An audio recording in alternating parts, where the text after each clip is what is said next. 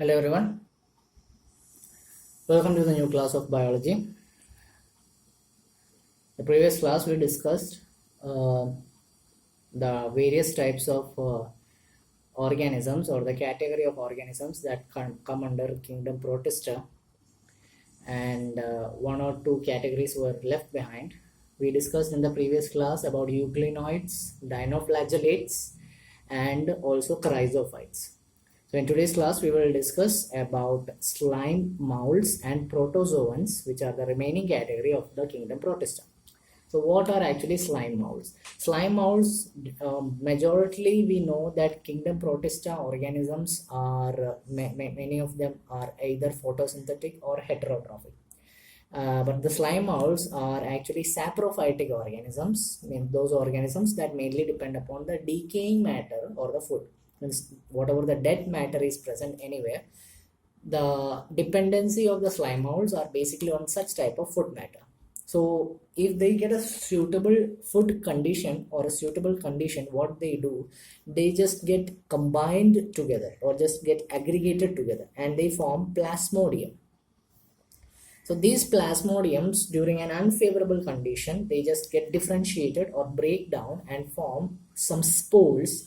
And these spores, when spread in the air current, form different type of structures. I think you might have seen the slime mold in some decaying food matter.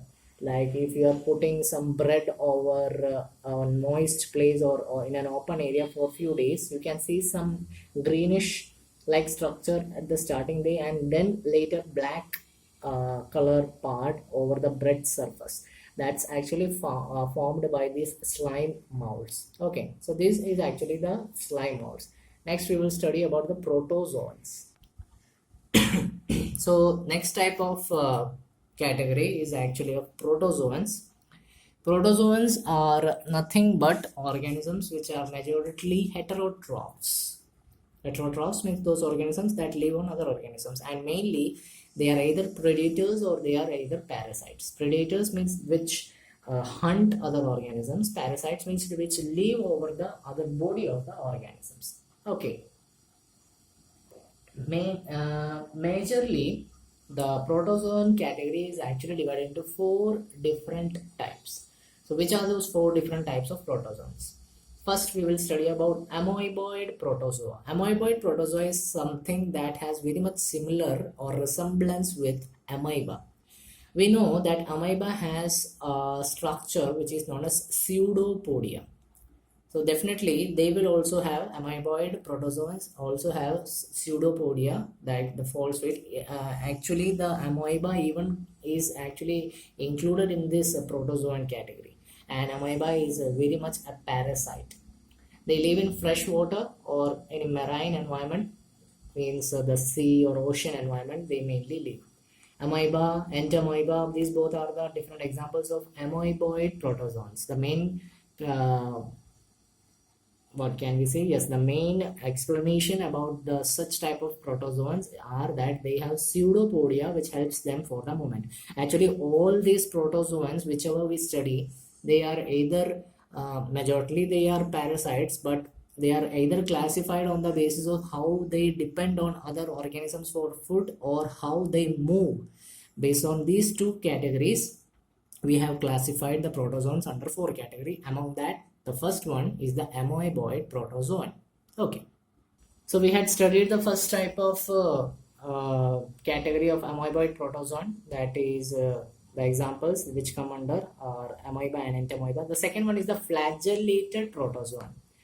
By the name itself, we can say that flagellated protozoan has a flagella as its moving part, and they are parasitic. Either they are parasitic, they depend upon other organisms for food, or they are free living. They live freely they live freely and they move freely. They won't harm any other organism. Sometimes if they are parasitic, they can cause different diseases, and one among that disease is the sleeping sickness. It is a type of a disease which can cause the sleeping habit or the sleeping pattern can be the sleeping pattern of any organism can be harmed. So such type of disease is being caused by the flagellated protozoa. One among the example for flagellated protozoan is the trypanosoma. Okay, so that's about flagellated protozoan. Third type is ciliated protozoa. Ciliated protozoa is actually, we can say by the name that it has a structure, the moving, for its movement, it is being helped by the cilia. This cilia will have a small, this organism will have a small cavity, a small opening on their surface, on their body surface, which is known as gullet, where because of this cilia movement, because of this ciliated movement, which is done regularly by that organism, whatever food is being collected by the organism, it is being stored in their body into the gullet, and that is done because of the ciliated movement of this organism. The main example of this organism is Paramecium, and they actually are aquatic organisms, means they can be found in any type of water bodies. Okay, so I think you are very much clear about the three, at present what we had studied, the three types of protozoans. Now we'll study the fourth type of protozoa, that is porozoans. Next comes the fourth type of protozoan category.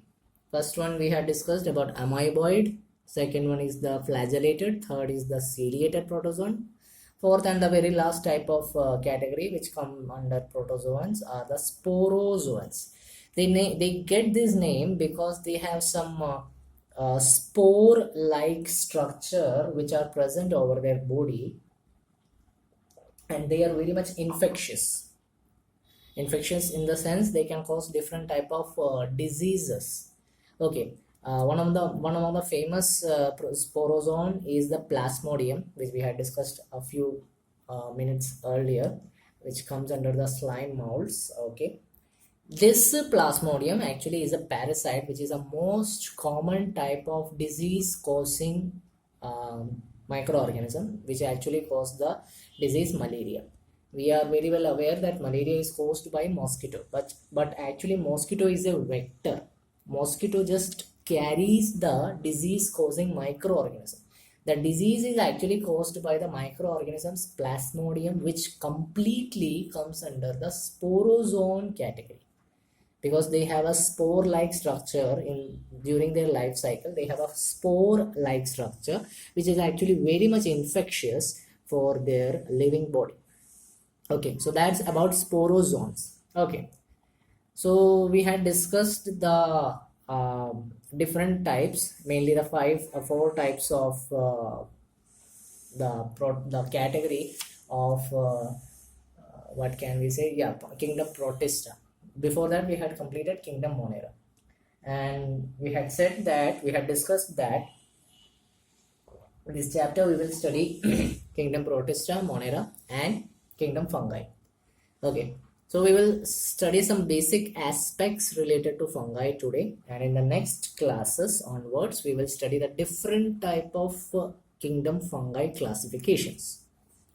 So we know about kingdom fungi. Majority of organisms coming under kingdom fungi are definitely heterotrophic organisms, that we are well aware of that. And many of the even if they are heterotrophic organisms, many of them are even useful also, like the yeast, which is actually useful for making bread or different food substances. Penicillium, it is also coming under the fungi category. It is helpful for making some vaccines. Penicillin, that's the name of the vaccine actually. But there are also some heterotrophic organisms which are actually causing diseases, various type of fungal diseases. I think you are well aware of the fungal infection that could occur in your body as well as in the body of different type of animals, whether it may be small or big. So the sorry, so the fungi, the kingdom fungi organisms are mainly heterotrophic organisms, and they will either be useful to the human body or the humans as well as the animals, but also could be harmful to both the animal, to all type of animal category. So what is their speciality, or what is their characteristic feature about their body parts? Let's discuss about that. Their body actually has a long thread-like structure, which is actually known by the name hyphae. This hyphae, when they combine together, when many of the hyphae combines together, they form a mycelium.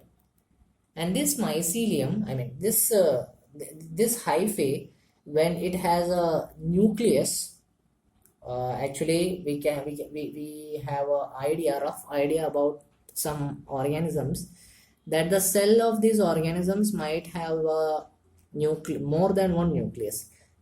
So similarly, the hyphae of such fungus organism will have multinucleated cytoplasm. It will have a cytoplasm which has more than one cell. No, sorry, more than one nucleus. Such type of cytoplasm which has more than one nucleus is actually known as cenocytic hyphae. Okay. Those fungi or such fungi or any type of fungi which has hyphae, which is actually a thread-like structure in their body, if those hyphae has more than one nucleus, such type of hyphae is known as cynocynetic hyphae. On the basis of this cynocynetic hyphae, we will study further what is their use. Actually, you just understand that wording. Cynocynetic hyphae means more than one nucleus, hyphae which has more than one nucleus. Okay, we are well aware that fungus are mainly heterotrophic. They could be saprophytic, means they could depend upon decaying matter. Some of them might be parasitic. Some of them live in other plant or animal or living organisms body, depend upon their food habitat or depend upon their living habitat. But some are also symbionts. Symbionts means they live in a symbiotic association, means they help each other. Like for example, if fungi is in association with algae, that combination is actually known as lichens. You can see lichens in case of plants, also plants which has some white color structure over their surface. We would actually disguise it, or we would actually just mistake it by the mushroom type structure. Actually, it's not mushroom, they are actually lichens. They are a combination of fungi and algae. What combination or what help they get is actually the algae. It is actually a photosynthetic organism, so it produces food, supplies the food to fungi. What fungi does, fungi gives a habitat to make the algae stay with it. That's what a combination or a symbiotic association does. So both of them, fungi and algae, are actually symbionts and they form lichens. Similarly, fungi also can be in association with the root of higher plants, and such type of root of higher plants which has a symbiotic association is known as mycorrhiza. We will study in detail about this structure mycorrhiza in the kingdom plantae, in the chapter which deals with kingdom plantae. Okay, so that's about their structure. That's about what we had discussed about that variety of category of organisms. Now, how they reproduce? They have various methods of reproduction. They might reproduce with the help of vegetative method, like by fragmentation or by budding or by fission. We had studied that fragmentation means body will be fragmented. From that, new organisms might occur. Fission, we had studied. Actually, fission are such type of category where a single parent body develops into two or more than two daughter cells or new individuals. Budding, a bud-like structure will be formed over the surface of the organism, and from that new organisms get detached from it. So all this happens because of a vegetative method. So fungus or fungi can reproduce by vegetative method. They can even reproduce by asexual method. Means asexual method means a single cell is required for their reproduction, which could be done with the help of the presence of conidia or the sporangiospores or the zoospores, whatever we call. Sometimes they also also implement sexual reproduction with the help of oospores, ascospores, and basidiospores. We will study about them gradually. Okay, so these are the methods that kingdom fungus organism or kingdom fungi organism undergo, the reproduction method that they undergo. Okay. Okay, so we had studied that they have a different method of reproductions. They do by vegetative method, the kingdom fungus organisms, or by asexual reproduction. Their sexual reproduction has actually a peculiarity there. What they do during their sexual reproduction, they will have a three-stage sexual reproduction methodology. The first stage, there will be a fusion of the gametes, the male gamete and the female gametes. Male gamete will be motile, female gamete will be immotile. Both of these gametes, when they fuse together, their protoplasm gets fused. Means their protoplasm gets incorporated with each other, fused to each other, which is known by the name plasmogamy. Then the nucleus of that male and female gamete gets fused together, and when the two nucleus fuse together, that is known as actually karyogamy. So plasmogamy occurs with in the resultant of that karyogamy occurs, and in the next stage or in the next method, what happens, the zygote, the cell which is formed by the fusion of male and female, that zygote is actually diploid. Diploid means it will have a double the number of set of chromosomes. So that zygote will undergo meiosis.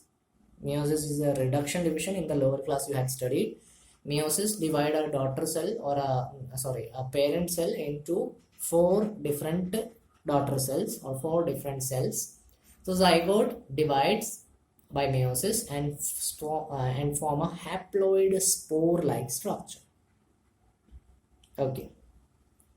Now what happens during this reproduction is such type of sexual reproduction in fungi. They will have a 2 haploid hyphae. We had studied that they have a structure, long thread-like structure named hyphae.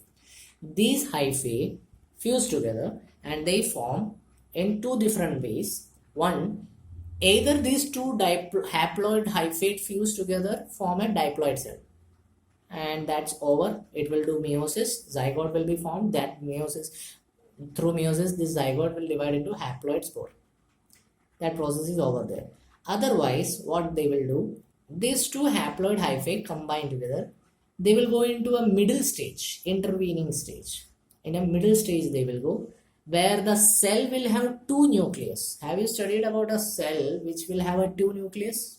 No, always a cell will have a single nucleus, but there will be a stage, a middle stage, intermediate stage, where sometimes in some organisms of fungus, sometimes there will be an intermediate stage where both the cells will fuse, they will have 2 nucleus. Such condition of a cell having 2 nucleus is known as dikaryon. And such a stage where a cell fuse together to form a single cell with 2 nucleus, that stage is known as dikaryophase. I think I'm clear to you.